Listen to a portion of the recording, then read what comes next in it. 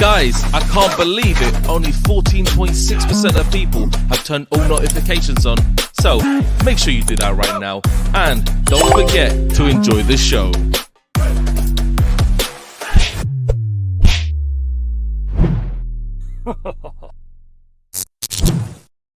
Yo, all right. We're trying again. We're seeing what's going on, people. Well, we're supposed to be. StreamYard bugged out completely, people. Completely bugged out. Can everyone hear us? Yeah, I think they can see us now. Thank goodness. Right, cool. No, where were we? Bro, yeah, someone said in the chat, yeah, your manager, our manager hates wingers. But bro, like Poch has never liked wingers, bro. Like even when you look at Tottenham, yeah, like their glory days, blood. Man were playing Ali, man were playing Ericsson. These man out wide, bro. Like he's never liked wingers, bruv. That's why it kind of surprised me with the kind of players that you were being linked with in the first place. Like he doesn't play that way, innit? And he's never really played that way. So it's, I don't know. It's a strange situation where your manager's got a 2-year deal. He knows he ain't got loads of time to get it right. He doesn't have loads of time to get it right at Chelsea. And maybe that's why he has almost, like you said, reverted away from what he was supposed to do. But here's the thing, you would have been given time as long as there was results. I think he's just been digging his own grave. Like in terms of the whole thing with wingers, I could understand that, but the bigger problem isn't even the fact that we're not necessarily playing wingers, it's the fact that we're playing too many defenders and we're playing too defensively minded. There's no creativity at all coming from the middle, and we're very predictable. Like it's another manager where it's like, just play a low block against us and you'll get a point at least. Because we'll just pass the ball between the centre-backs, try and play through the centre. When we eventually can't have anything through there, we'll play it out wide and then we'll cross the ball into nobody. They'll try and transition. We'll win the ball back and it goes around in circles. That, to me, is on the manager. I remember the one thing I kept hearing about Poch when we did go in for him was that he doesn't know what to do against low blocks. Heard that from Tottenham fans, heard that from PSG fans, heard that from neutral fans. 4 games of watching Poch, I agree with it, because we look clueless with a low block. We will just pass the ball around for fun. Like, that's the scoreline, the possession stats. So, I don't know. This guy's worrying me. Like I said, I'm not Poch out yet, but it's like, there's alarm bells ringing. We cannot afford to be out of the top 4 for another season, and we can't afford to be out of it because of another manager's issues. No, 100%. Doesn't overthink everything and just plays the best players who are on the best form and doesn't persist with lineups that don't work. This is the second time this lineup has failed. Third time, I'm done defending you. No, listen, that's fair, innit? And I think he knows at Chelsea he's not going to get loads of time, which is why he's tweaking a bit, bruv. You know them ones there, like that's what it is, and that's why you're saying that it looks like he's kind of changing. He's kind of changing what his initial plan was. Me personally, I don't really respect managers, that have a philosophy, go to a club and change it. I just don't really respect it, because it's like, this is why they hired you. Like, they hired you because they expect something from you, so you have to deliver it. Do you know what I'm saying? And even if it takes a little while, if you're willing to change, the way that you see the game, then, bro, like, you ain't got the right personality. You don't have the right personality for the big jobs, bro. Do you know what I'm saying? It's like, Pep went to Bayern, did Pep. Do you know what I'm saying? The Bayern fans didn't like it. He didn't care. He still won things. You know, like that. They hated the way he played. And he's coming to Man City. He's done the same thing. And he's persevered, innit? And he's shown that his method works. And if you believe in your methods, there's no reason to change them for anyone, innit? So, not only do I not respect that, but players don't respect it either. Because you only have one chance to make a first impression with players. Especially players that have been at the club a lot longer than you. You come in, you've got all these new methods, and then all of a sudden lose a couple games and you change it. These players are like, yo, this Don don't know what he's doing. And then once players start to doubt you, there's no way back, bruv. There's no way back, you know. Like, you can't win players over. Like, it's either you've got them or you don't have them. And you know what the worst part is? I look at the way he manages after we go into losing positions. I don't know what the plan B is. Like when we're in a losing position, my guy just panics. He thinks, forget a system, forget a second philosophy or anything. I'm just gonna throw all the forwards out there. Against West Ham, like he threw Caicedo on with zero match sharpness, and he got cooked. Baptism by fire. That I know that wasn't in the plan because the guy clearly wasn't fit. He'd had 25 minutes in preseason and nothing else. He had no match sharpness about him. We threw him on because we were 2-1 down. Poch didn't know what to do. He was like, go do something. We go 1-0 down against Forest. Then he wants to go and bring on Cole Palmer. Then he wants to bring on a Mudryk. Then he wants to bring on a Maatsen. It's reactive. Not while it's 1-0 and we don't look like we're creating anything. No, not at 0-0. Now it's 1-0. We go behind. They're sitting even further back. Now we want to put more forwards. Now we've given Mudryk 10 minutes to play against a deep block so we can complain about his lack of output. What's the deal with Mudryk anyway? Like, is it too early to say that it's just not clicking? Like, it's a bit of both. Like Mudryk's cameos don't give any justification as to why he should start. He don't really do anything that wows me. To be honest, in the last game, we nearly conceded a second goal because of how lazy he was with tracking back. But we don't give him any confidence or we don't give him any consistent opportunities. He's still had 7 starts in his Chelsea career. He's not been given any run of games in that position. The last time we played Brighton last season, he was our best player. He got rewarded for that by being benched against Real Madrid and against Brentford by Lampard. We don't give him anything to go off. He's making these mistakes with 10 minutes to go in a game, and then he's only going to get given another 10 minutes in the next match to try and learn and rectify from it. He should be making these mistakes the first 10 minutes of a match and then being given another 50, 60, 70 minutes to try and learn and to keep developing. We cannot come to a full conclusion with Mudryk until he gets a run of starts. If he gets a run of starts and he stinks, fine. Is what it is. We've taken an L, we move. As of right now, I see good aspects of his game. We don't see him enough. He gets given 10-minute cameos every game, and they're playing against deep blocks, and we expect him to do something. Meanwhile, Chilwell starts playing in space, and all he gives us is a cross or two a game.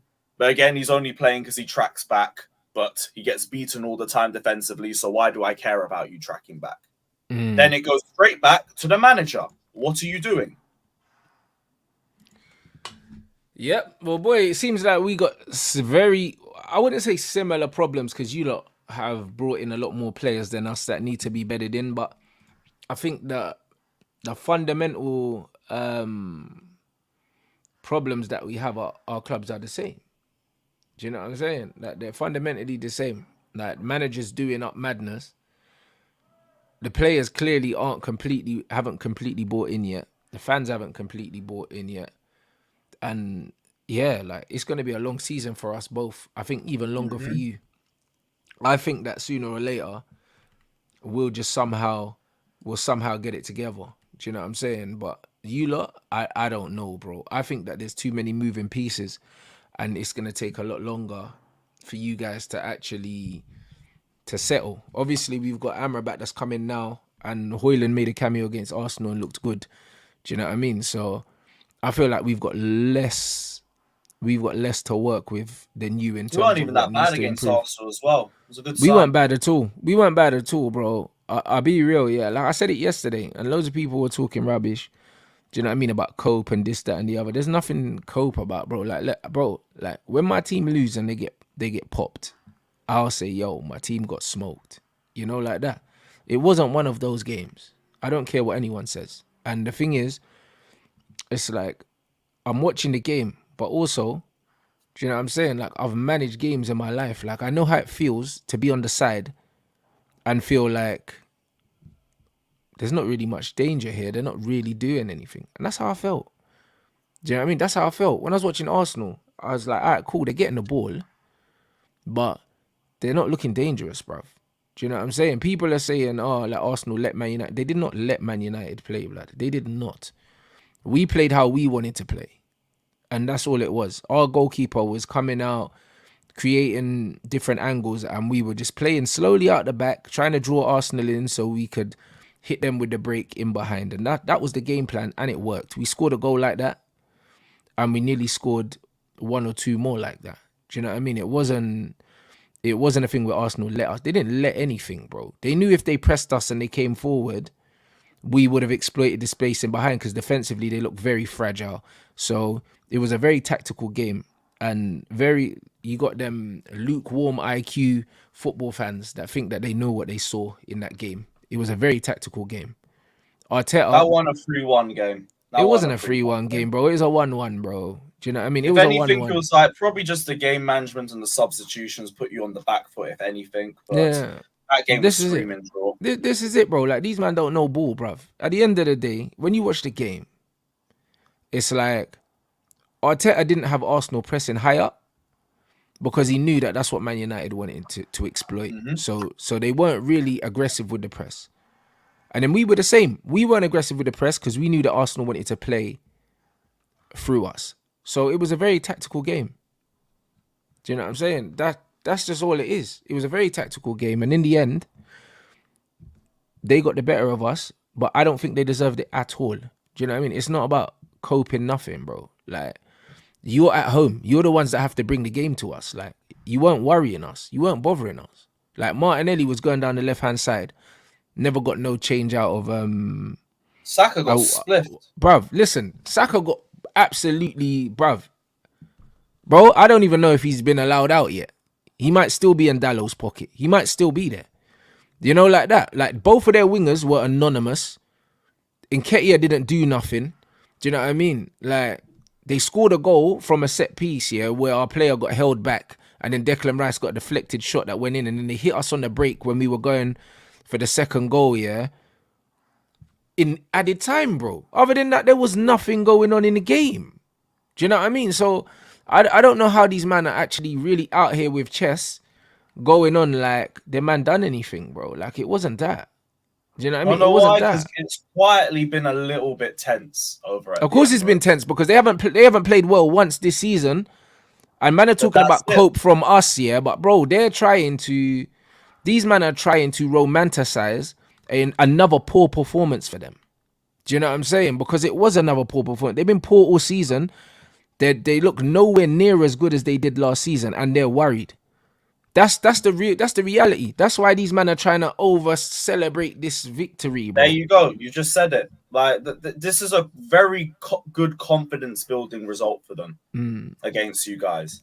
And with that, because it's also a big rivalry as well, there's going to be a lot more chest as a result of it. But in terms of the performance, like, no, that wasn't... Arsenal haven't been as scary as they were last season. Now, I still think they finished second, but I think they finished second with a I don't even think they do. I don't even think I keep forgetting about Liverpool.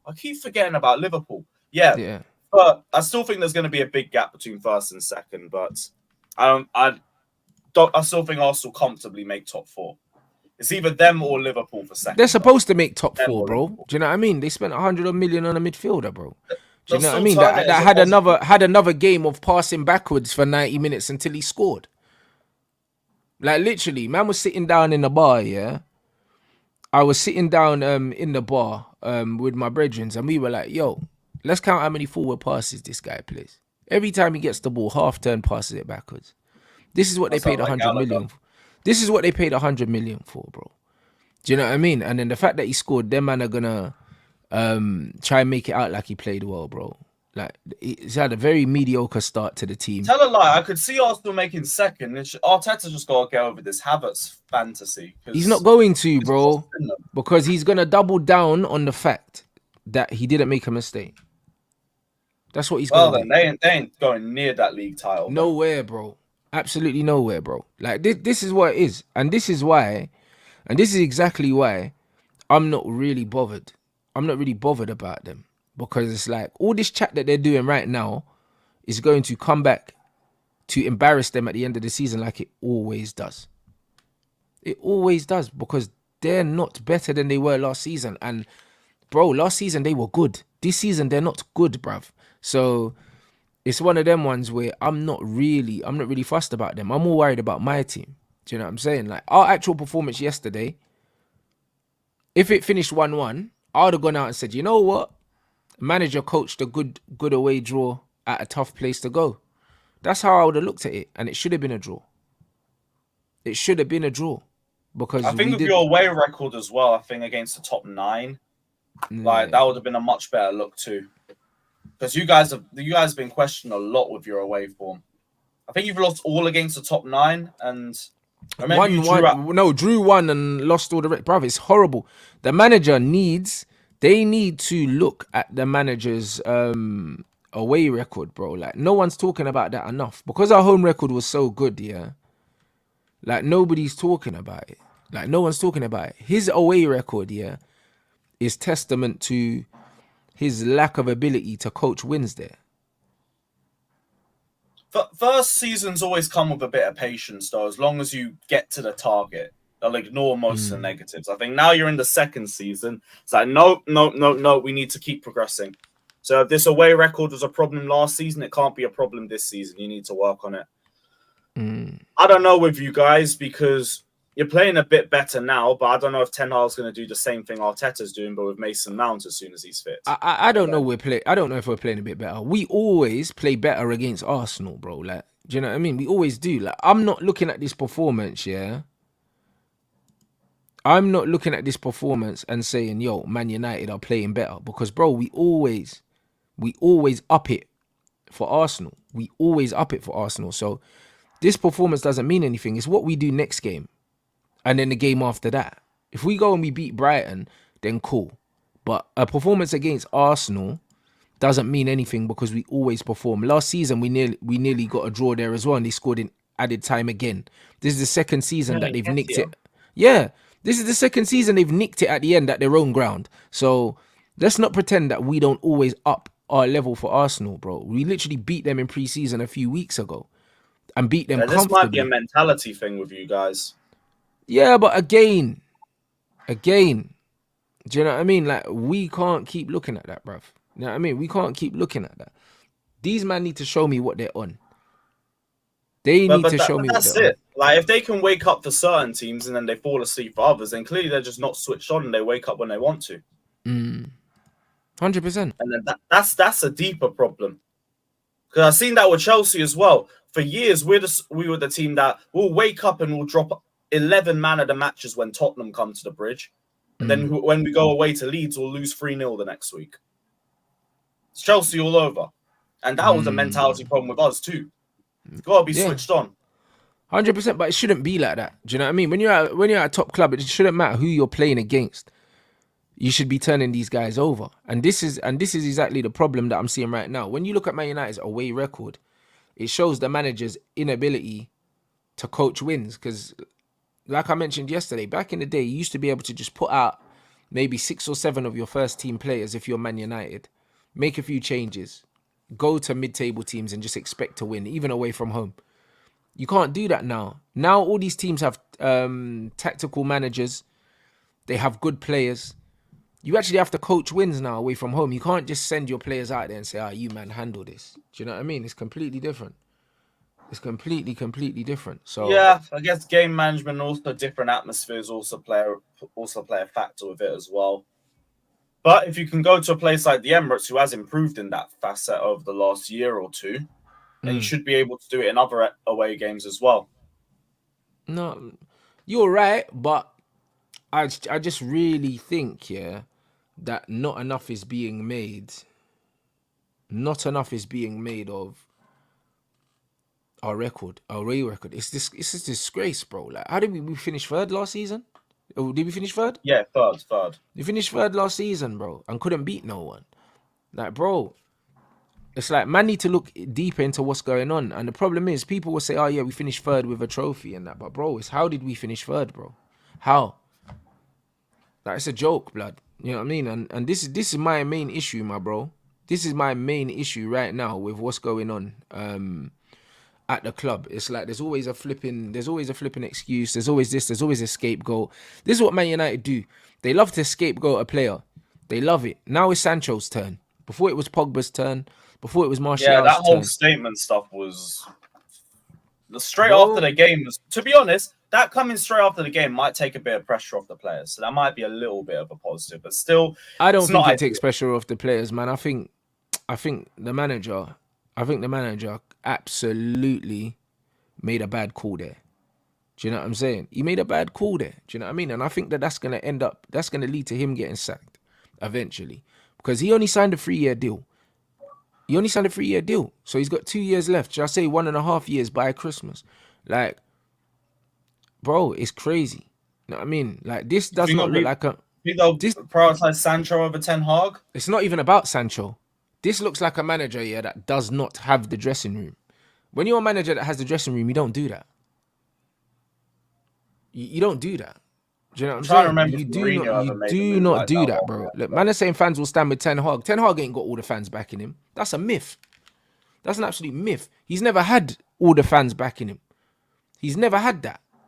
Do you know what I mean? So... Yeah, even from the start, there were the Oli apologists. Bruv, he's never had the full fan base. He's never, ever had it. Like, people are oblivious to what goes on outside of their little vacuum that they live in. Like, he's never had 100% rating at Manchester United. Never. Because there's fans that didn't want Oli to leave. There's fans that wanted Poch and didn't want him. Do you know what I'm saying? It's crazy. And then he definitely doesn't have the dressing room if he's coming out and doing that. Do you know what I'm saying? Like, it is what it is. It's not about Sancho versus the manager. It's, yo, you've gone out and thrown the player. I've seen managers call out players before, or call out, maybe not individuals. I've seen managers call out players before. I think I remember Jose doing it to Eden Hazard at one point. I remember yeah, but the thing is, but Jose, bro, when Jose is doing it, yeah, when Jose is doing it to Eden Hazard, do you know what I'm saying? It's different, bro. Do you know what I'm saying? Because he knows Eden Hazard. He knows Eden Hazard, was bro. Starting then as well. Exactly, so, yeah. And he was starting Hazard. Hazard was playing at the time, and he was saying, yo, we need more from you, bro. You're our guy, but we need more from you. That's not the same as man's not in the squad, and then you're throwing him under the bus. Like, when there's been men that are a lot worse than him, bro. Do you know what I'm saying? Like, that's crazy. That don't even make absolutely no sense whatsoever, bro. That makes no sense whatsoever, bro. Like, when you've got Anthony, yeah, who actually was all right against Arsenal. Do you know what I'm saying? But he's been poor pretty much the majority of the games he's played, and he's assured of a start no matter what happens. How does that make sense? I don't want to jump to a conclusion of it, because I know Sancho's had question marks over his training before, but like, that's years ago. It's not necessarily now. We don't know the facts.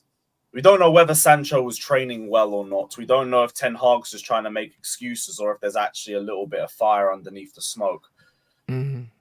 Not sure, but like, Sancho's got to get some opportunities to either swim or sink. And right now, I don't think he's had any opportunities this season. You guys were playing him as a false 9 before, and then I think... Bro, and he was playing well, and then what happens? And then in the season, you play Rashford in the net. Yeah, that doesn't make sense. It's again the same thing that Poch is doing, where you're diverting from what you did in preseason. I keep saying preseason is meant to be a precursor to the start of the season. That's the whole reason why you call it that. You don't go to preseason and then go to the start of the season and do something completely different. So if I'm saying that for Poch, I kind of get that with Sancho. But I also get people in the comment section saying he's had 2.5, 3 years and he hasn't really pulled up any trees either. But you can't really... When it comes to the whole training situation, we're not there. Bro, so listen, like my man said, this is the same manager, yeah, that watched us lose 7-0 to Liverpool and pick the same players again. And then he talks about these imaginary standards that he has. Yeah. What are these standards? Because you see me, if I'm the manager and my team loses 7-0, bro, I'm dropping 7-8 man from the next game. I don't care. I'm making an example of all of them. I'm making an example of all of them. You lost 7-0, bruv. Bruno was walking in that game. But these same arsehole fans, yeah, that are out here saying, oh yeah, but Sancho ain't done this, that, and the other. Your captain Bruno was walking, blood, against Liverpool. Walking. but you man are still blowing smoke up his ass. Do you know what I mean? You lot are pathetic. You man are pathetic. And then you have the cheek to want to talk to me, yeah, and say, oh yeah, you're defending Sancho. Bruv. You man are embarrassing. That's your captain. Magnifico and that. You man always blowing smoke up this guy. Brer was walking on the pitch against Liverpool, bro. There's videos of the Brer walking on the pitch. And then you want me to believe, yeah, that the manager's got such high standards for training that he's going to drop people for that. But man can walk on the pitch, though, and start the next game and wear the armband. Why didn't he take the armband from him after that then? Aye. Bro, I'm saying, yeah. I'm saying, yeah. Listen, what I'm saying is, yeah, be consistent. I don't care, bruv. Be consistent. Don't tell me you got super high standards, yeah, and then you're letting man walk. Yesterday, we conceded another goal because Rashford pulled out of a challenge. Another one. Against Nottingham Forest, we conceded. You're a criminal for that. Bro, against Nottingham Forest, we conceded because the ball was dropped out to Marcus Rashford and he decided to walk towards it. My man got away from him.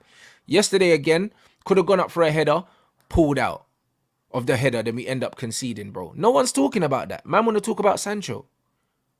You man are embarrassing, bro. That's just what it is. You want to talk about a Brer that didn't play. Anthony, other than work rates, like, he hasn't really been pulling up trees either, bro, on the right-hand side. Anthony was all right, though. Anthony was all right, though. No, actually... in terms of last game, it was one of his better performances. I mean, in general, in terms of his United career. Yeah. Because the same argument's made for Sancho. Bruv, listen, at the end of the day, it's one rule for him and the next rule for everyone else, bro. That's what it is. Do you know what I mean? I don't care, bruv. I don't care how people feel about it. You know, like that. I don't care how people feel about it. I'll be real. He's got to get an opportunity after the international break to either sink or swim. Although it is tough fixtures that you're throwing him into. You got Brighton and Bayern away as your first two. Yeah. Yeah, that's long. That's long. Bro, we're gonna see how consistent this manager is. Yeah. Every time a player don't play well, I expect to see them dropped. It's not gonna happen. The performances really need to matter now because, like, yeah, you played better against United, but you still lost. It's another defeat. You guys need to be performing now, and you need to be dropping players that aren't helping you. Because if you keep persisting and you keep failing to get results, that's only a further indictment on the manager. And then even all the criticism that you say about the players, that don't really matter. Like I'm saying with Chelsea, I can say what I want about Chilwell. If I see him continuously start as a left winger, I'm no longer going at Chilwell and I'm going at Poch. You're the one playing him. So it's like managers got to make big decisions after this international break. Because September's already looking like it's season defining for you, man. Hey, it could well be, bro, but we're going to find out. Do you know what I mean? We're going to absolutely find out, man. But yo, people, apologies for the StreamYard bugging out earlier. Do you know what I mean? But man's going over to Lee Gunner's channel now. What you got coming up, my bro? I'm gonna tune in for a little bit, but I've got a Chelsea stream in a bit, doing the best ever Chelsea 11 of all time for anybody who's interested in that. Check it out, people. Check out after Rants and Lee's stream, of course. But yeah, big up everybody. Big up everybody. It's been good. Love that, people. So I think we're doing a redirect to Lee's channel, guys. So I was